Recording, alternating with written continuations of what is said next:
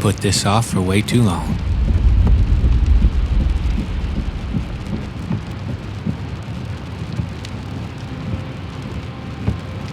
I figure it's a pretty normal day for most of the cars on this road.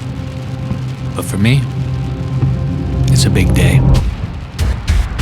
I don't know if you can see this in the back, maybe you can see this in the front. I lost part of these two fingers. If you want a closer look, you can come see me after the show. I only charge $5 for that.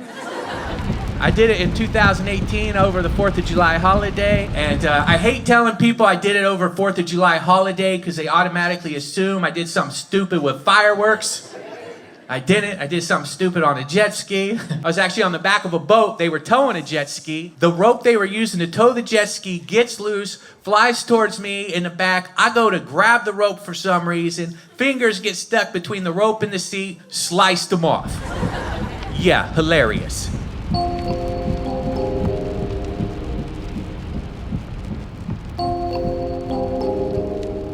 Nerves, anxiety, fear. I'm feeling it all. But you know what the great thing is? It makes me feel so alive.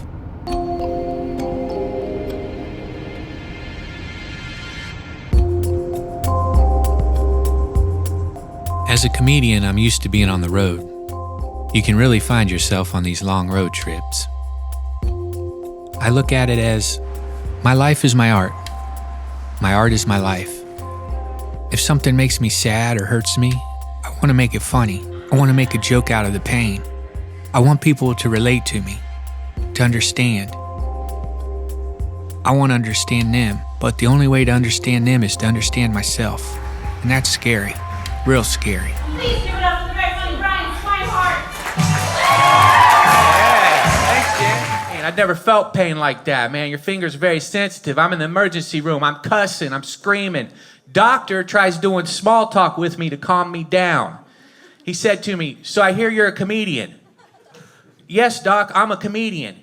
He said, "Say something funny." I'm like, "Doc, I'm sure there's something funny about this situation. I just can't put my finger on it."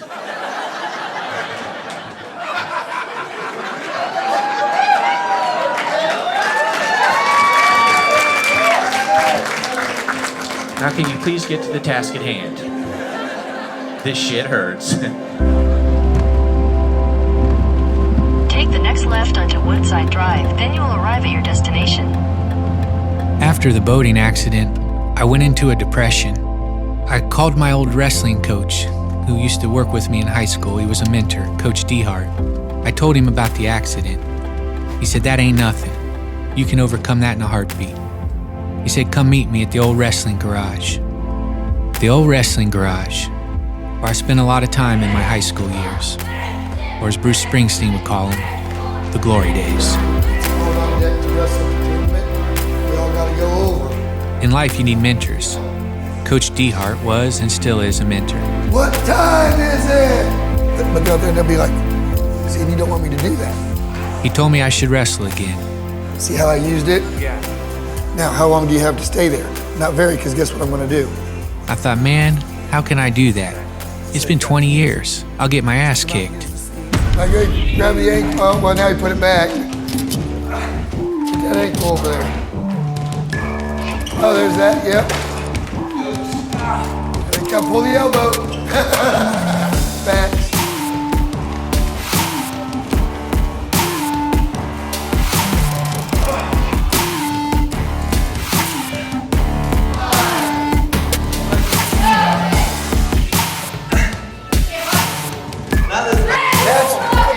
Come on. There.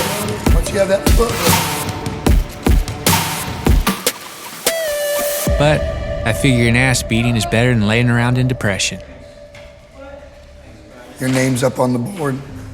These guys are gonna knock it down over there. Hey guys, has all of you heard the clean your room story? Yeah. So how do you make steak? Coach loves to tell the story about how cleaning my room helped me make it to the state tournament. He was already coming to the barn in the morning, my garage. He was riding his bike and jogging like he does now. He broke a barrier in his mind. And once he broke that barrier, it allowed him to break other barriers. I figure if I'm going to do a wrestling tournament, I need to go back to my mom's house and clean my old room again. Yeah, I got my room clean.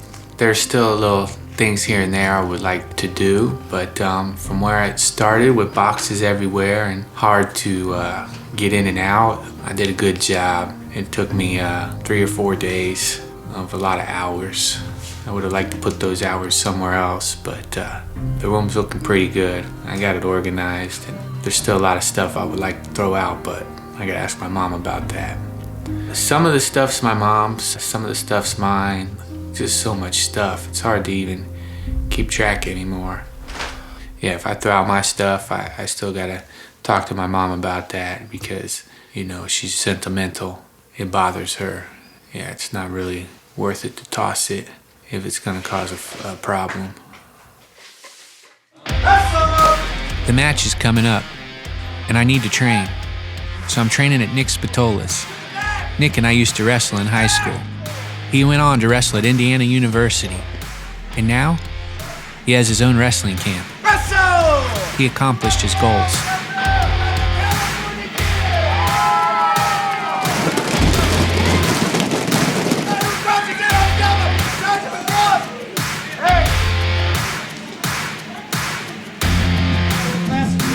What have I got myself into?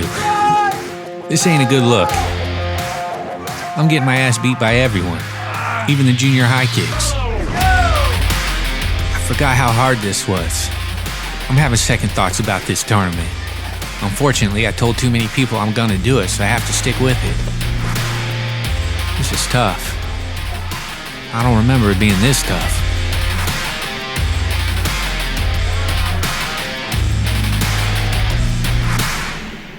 This is a friend of mine. His name is Brian Swinehart. Brian is from Covington, Ohio. He was a wrestler that I got the chance to coach. He was as skinny could be. And his dad came to him and said, "Can you make him a champion wrestler?" And I was like, oof. You're asking a lot. But his dad was a really famous lawyer. And I was like, I might need him someday, so I'll see what I can do. This past summer, Brian was in Lake Cumberland, and he was on a boat, and they were towing a jet ski. And the tow rope on the jet ski broke and snapped. And it came flying up towards the boat and towards the people very, very fast. It was a piece of rope that had a piece of metal on it, kind of that they used for skiing. You know, when they were skiing, they would hold it. And well, Brian and all his smarts decided that he would raise his hand up and catch it. And when he did that, it took off the tips of these 2 fingers right below the fingernails, right on through. Cut them off, and, you know, he had to go to the hospital and surgeries and, you know, rehab and all these things. So for the past 6 months, Brian's been dedicating himself to getting in shape, wrestling, getting his hand healed. And tomorrow at the University of Cincinnati, he's going to wrestle in a tournament for his own mental, and if I can wrestle, I can do anything. My room was a mess, and my coach wanted me to clean my room. I was like, I don't want to clean my room. What's that have to do with wrestling? He pretty much tells me that if your mind is cluttered, everything else in your life will be cluttered, right? You got to have clear thinking space. Well, Coach and I went back and forth forever on these. Like, Coach Dehart, I'm trying to be a state champ. You're trying to get me to be a maid at Holiday Inn.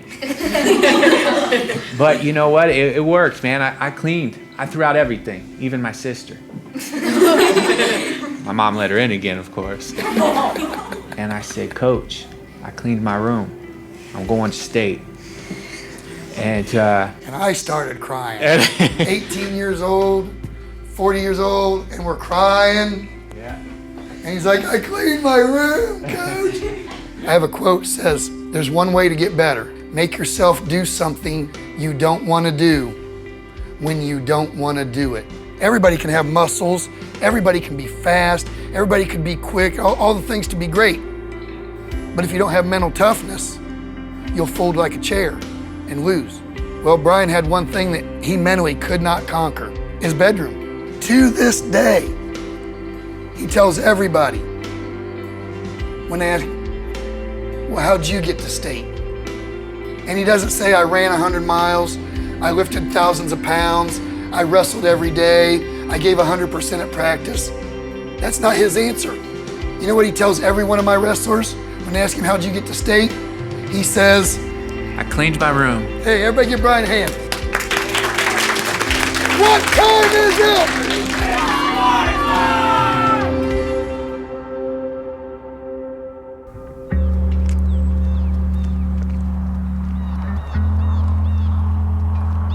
My dad, he came to all my matches. He missed one match because he was doing a paper out for me. I had a paper out and he was doing my papers so I could go to the wrestling match. I got pinned that match actually. When he wasn't there, I looked up and I kind of panicked that he wasn't there.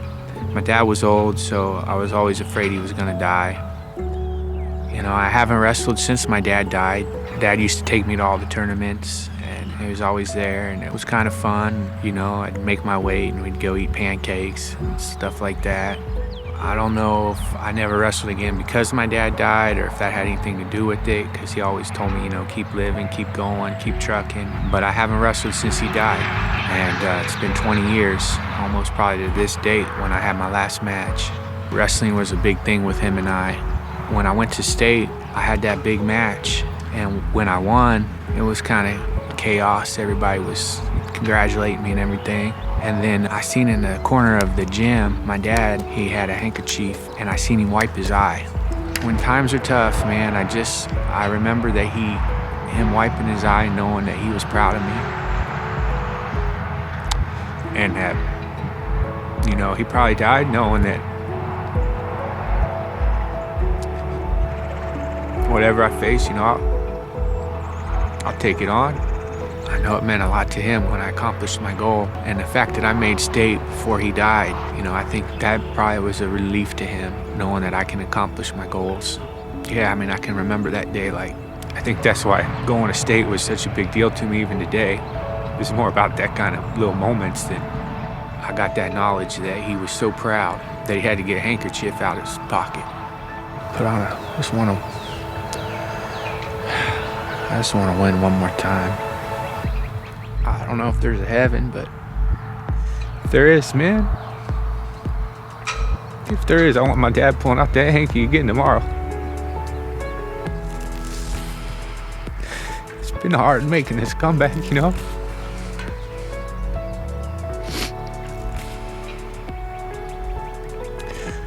I woke up today at 167, did some working out, and so now my goal is to hit 165 right now.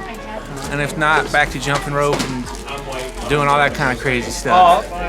1 layer, 2 layer, 3 layer.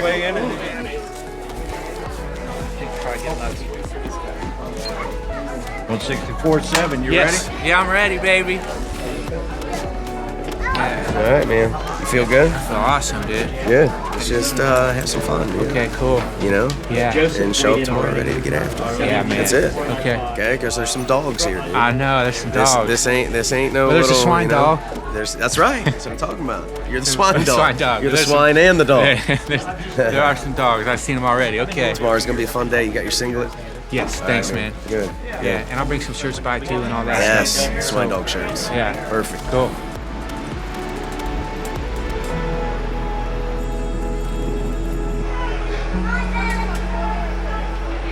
This is Dennis Willoughby, but we call him Scooby. He's a legend in my hometown. He goes to all the sporting events and everyone loves him. He's known as our town's good luck charm. And I figure if I'm gonna survive this tournament, I'm gonna need as much luck as possible.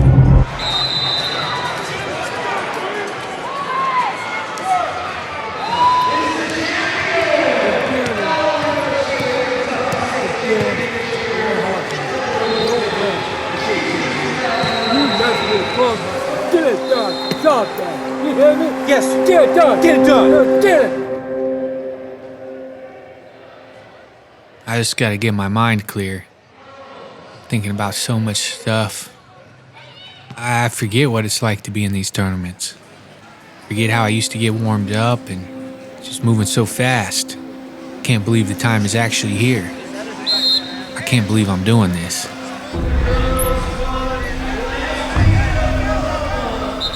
And this guy is strong. How did I have to get this guy? Oh, why'd I do that? I never do that. Shoot in the middle of the mat.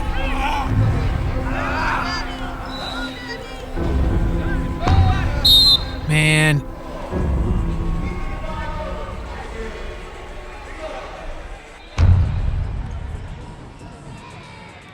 After the match, I said I let people down because I got pinned. So now you got another match, and now you're not going to do that? Okay. You're going to go out and be like, okay, fuck this. Get your sweats on and go walk around and see people. Get back in it. Drop it.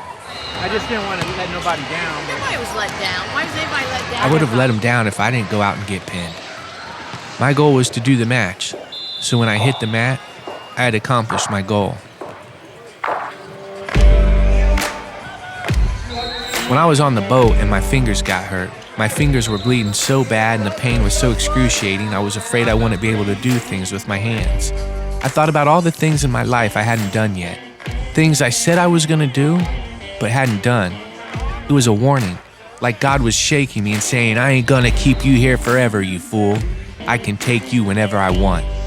And what will be left of your existence? Broken promises? A life of would've, could've, and should've? Try to catch me howling at the moon.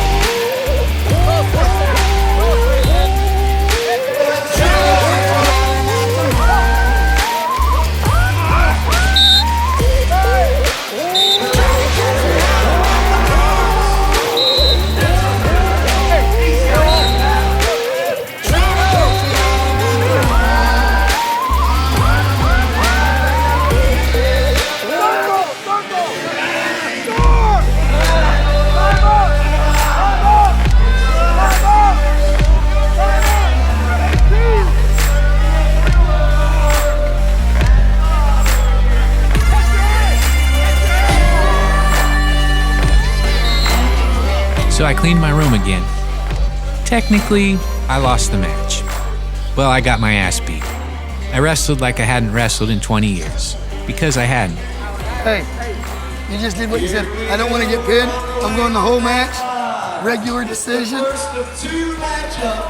Good kid, thank you. I feel good I did the match. I guess I could have went the rest of my life without doing the match. I always told people I never wrestled again after my dad died. And I told myself that. But I did the match. So I don't have to say that anymore. I don't have to use that as an excuse. Thank you, Brea. I'm Brian Swinehart. But here I am in my adult life, working on my craft. Ironically, being a stand-up comedian is not that much different than being a wrestler. You're alone, all eyes on you. Success and failure is in your own hands. You have a game plan, but rarely does it go as expected. It takes ups and downs, and failure gets you closer to success. And it's all a lot easier with a clean room. I'm gonna keep working on that.